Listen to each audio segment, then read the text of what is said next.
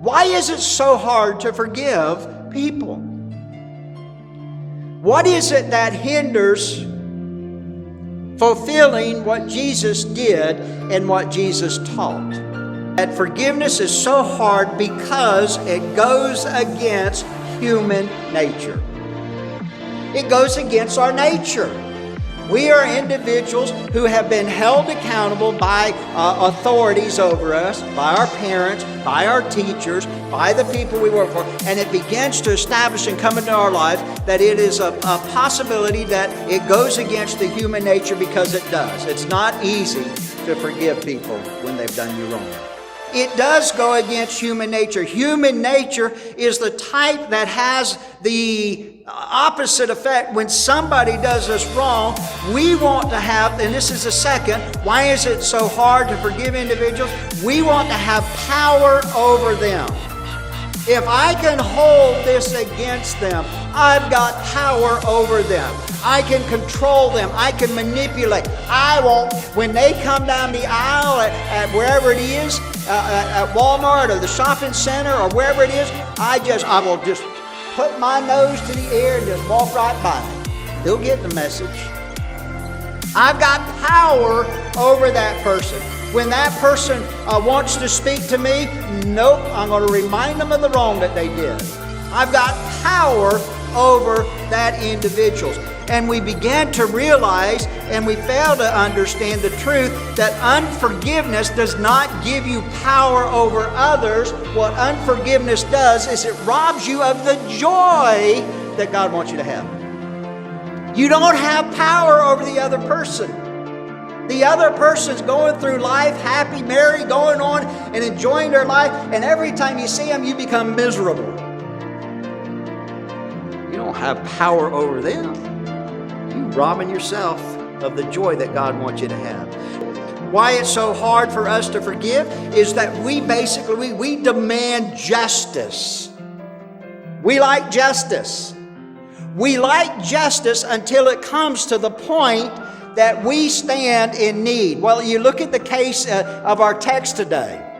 You look at the individuals that are here. We talk about the one that is owing so much, and yet the concept begins to reveal to us that there's no way that the $17 million could be paid by the one, but the other individual, if you go back to Matthew chapter 18, you begin to see, but the same servant went out and found one of his fellow servants which owed him 100 pence.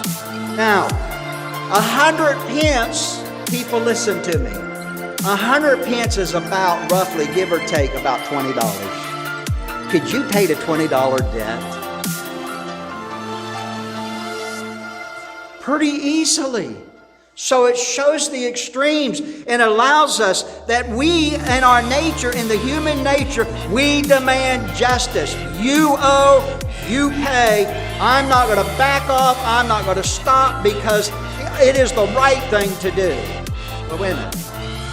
What is the right thing to do? Isn't the right thing to do to follow in the steps of Jesus? You say, well, I just lose. You never, people listen, you never lose doing the right thing. And we've got to understand that. In the midst of our living, events happen that we see very narrow-mindedly. Now, what I mean by that is we fail to see the bigger picture. There's a bigger picture.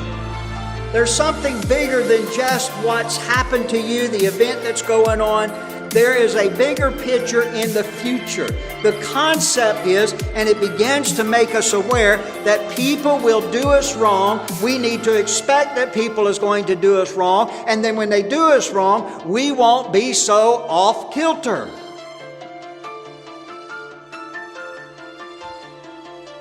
If you don't make some kind of plans that people are going to do you wrong, it's going to knock you down. But if you already know in your mind that people are human and people are going to do things that are going to irritate the tar out of us, then you can begin to already make a plan of how you can forgive, because there's a bigger picture out there. The picture isn't about you receiving the rewards of this lifetime, but receiving the rewards of the hereafter.